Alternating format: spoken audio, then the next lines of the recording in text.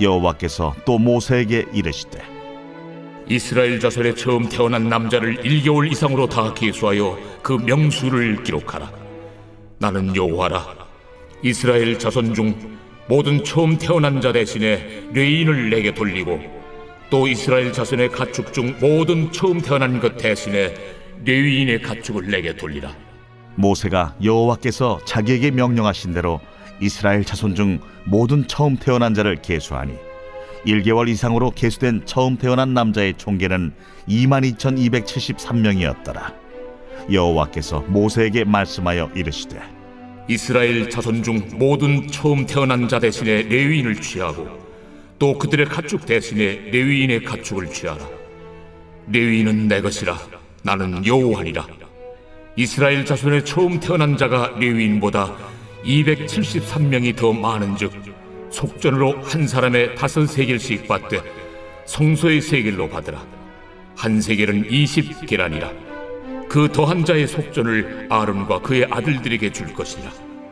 모세가 레위인으로 대속한 이외의 사람에게서 속전을 받았으니 곧 이스라엘 자손의 처음 태어난 자에게서 받은 돈이 성소의 세겔로 1365세겔이라.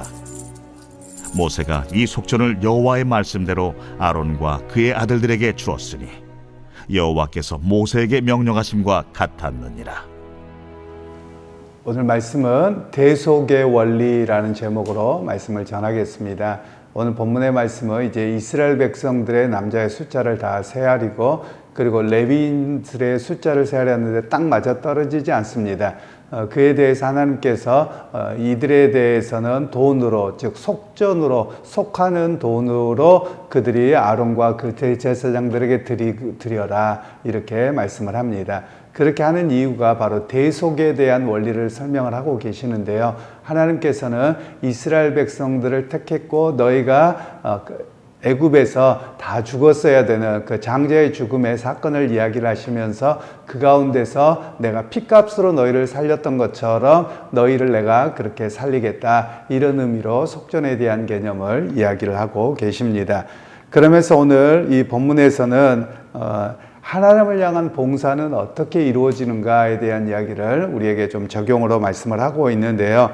즉 하나님께서는 레위 지파를 선택하시고 또 레위 지파가 사역할 수 있는 그런 경제적인 것들을 다 이야기를 하고 있는 내용입니다. 즉 레위 지파는 세상으로부터 어떤 직업과 여러 가지를 갖지 않아서 그들이 성전으로 들어오는 성전세에 해당되죠. 바로 그것을 가지고 그들이 생활하게 되는데 이제 273명이 이스라엘 백성들이 더 많습니다. 그래서 그것에 대한 속전을 하라고 하는데 그것은 이 아론의 자손들이 업무가 더 많아지게 되는 겁니다. 왜 그러냐면 속전이라고 하는 것은 이스라엘 백성들 한 사람 한 사람을 위한 하나님께 대속의 속죄의 제사를 드려야 되는 그런 의무인데 273명이 더 많음으로 인해서 업무가 더 과중하게 되어서 그것에 대한 대가를 돈으로 지불하라 이렇게 말씀하셔서 그거에 대한 더 많은 지불을 하고 또 그 사명을 감당하게 되는 이야기가 오늘 본문의 이야기가 되겠습니다.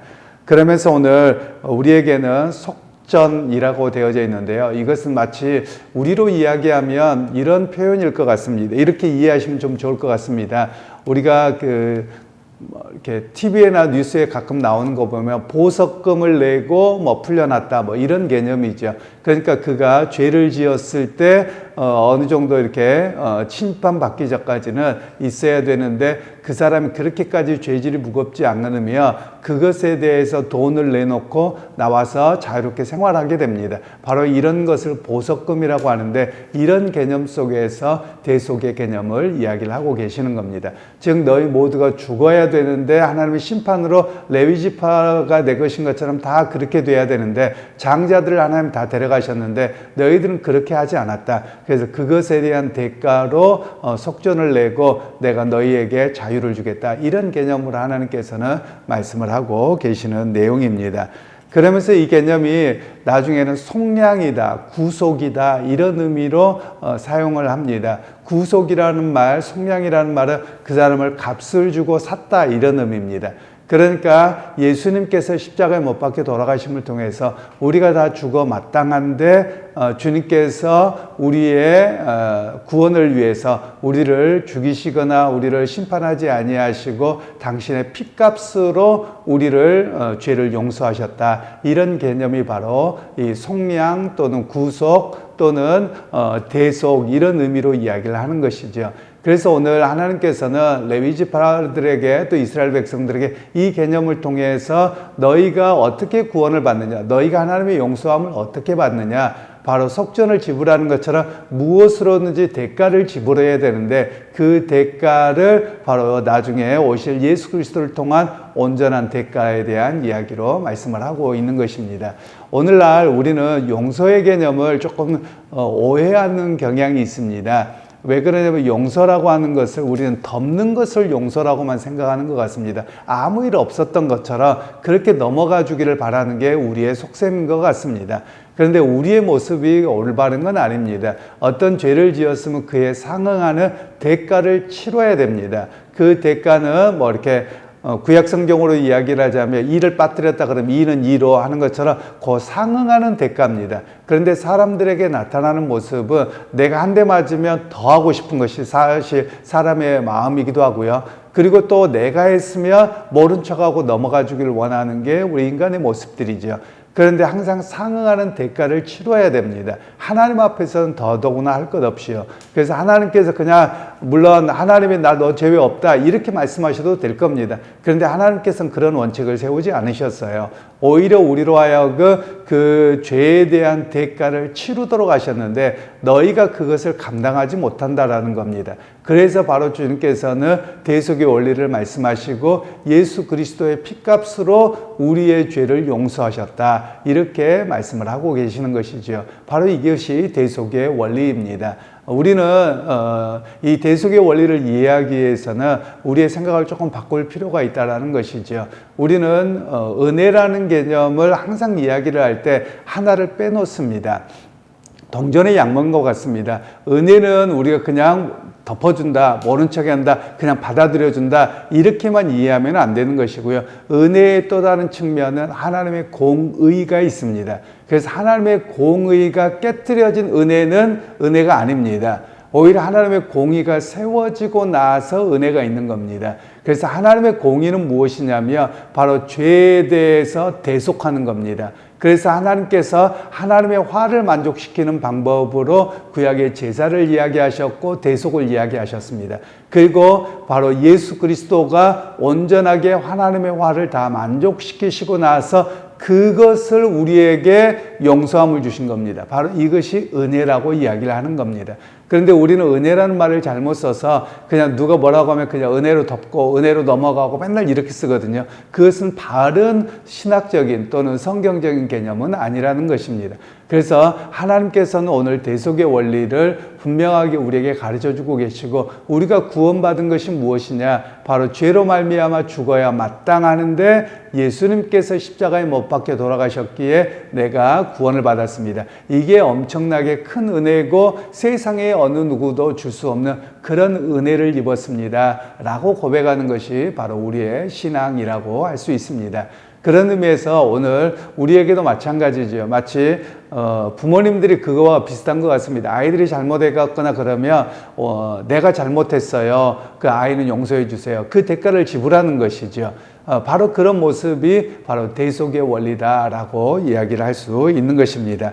그러면서 오늘 성경에서는 또한 이 속전을 아론과 그의 자손들에게 지급하도록 말씀하고 계셨는데 앞에 말씀을 드렸던 것처럼 그들의 수고가 더 많아지는 것이죠. 그들이 제사장으로서의 역할을 감당해야 될 일들이 더 많아져서 그것에 대한 대가를 그들에게 더 지불하도록 하시는 그런 내용이 바로 이런 모습입니다. 그래서 오늘 우리의 신앙생활과 또 삶에서도 마찬가지입니다. 우리가 공짜나 그냥 넘어가 주는 걸 좋아하기보다도 헌신과 또 그 헌신에 따른 서로의 그 뭐라고 할까요? 오늘 보면 헌신과는 좀 차이가 나겠습니다만 그거에 대한 상당한 대가를 바르게 지불해 주는 것이 성경적인 원리다. 이렇게 말할 수도 있겠습니다. 그래서 오늘 우리가 믿음 생활하면서 예수 그리스도의 대속의 원리가 구약에서부터 나옵니다. 하나님께서 성막 제도를 만드시면서부터 나오고요. 또 그 이전부터로 이야기를 하자면 창세기 2장에 아담과 하와가 선악을 알게 하는 나무 열매를 3장에 따먹지요. 그러면 그 3장 이후에 하나님께서 하신 일이 뭐냐면 그들에게 가죽옷을 지어 입히시는 사건이 나옵니다. 바로 그 가죽옷을 지어 입히기 위해서는 짐승을 선택해서 짐승을 죽이고 그 옷으로 피 흘림이 있어야 되지요. 바로 그런 측면에서 하나님께서는 그 죄에 대한 그 용서 또는 죄에 대해서 그를 대속해 주시는 개념이 창세기에서부터 나오기는 합니다. 바로 그런 측면에서 조금 더 제사법과 여러 가지로 절차가 되어지는 것이 바로 이 속전에 대한 개념으로 이해를 하시면 되겠습니다. 그래서 이것이 나중에 법으로나 이렇게 가잖아요. 그럼 이 속전이 어디까지 확대되냐면 이스라엘 백성만이 아니라 오늘 우리에게도 마찬가지인데 인두세라고 하는 것으로 가집니다. 인두세는 뭐냐면 여러분들 주민세 내시죠. 바로 그런 개념이기도 하고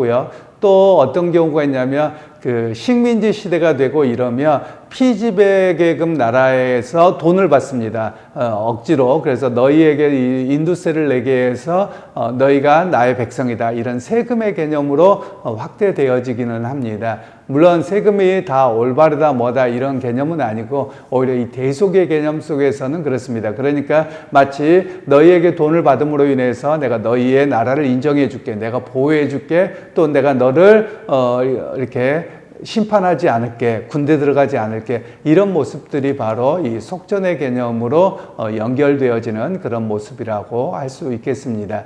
그래서 오늘 우리가 예수 그리스도의 그 대속의 의미가 구약에서부터 시작되어지고 있고 또 그것을 잘 깨달아야 될 뿐만 아니라 오늘 또 우리가 감사해야 될 모습들이 있죠. 왜냐하면 내가 죄 문제에 대해서 값을 다 치러야 되는데 그 값을 예수님께서 십자가에 못 박혀 돌아가심으로 내 대신 치러 주셨습니다. 바로 그것에서 은혜가 있고 하나님께 나아갈 수 있는 길이 열렸다. 이렇게 말씀을 하고 있는 것이죠. 그래서 여러분 오늘 하루도 주님 때문에 내가 하나님께 나아가는 은혜를 입었고 생명을 얻는 기회를 얻었습니다. 그 고백 가운데서 오늘 감사하는 생활을 살아가는 여러분 모두가 되시기를 주님의 이름으로 축원합니다. 하나님, 오늘도 주께서 은혜 베푸셔서 이 대속의 원리를 통해서 우리에게 예수 그리스도 안에서 얻게 된 구원의 은혜가 얼마나 크고 감사한지 고백하게 하셨습니다. 하나님, 오늘도 우리가 삶의 자리에 살아갈 때 이 은혜를 잊지 않고 항상 하나님께 감사하며 살아갈 수 있는 우리 모두가 되게 하옵소서. 예수님의 이름으로 기도하옵나이다.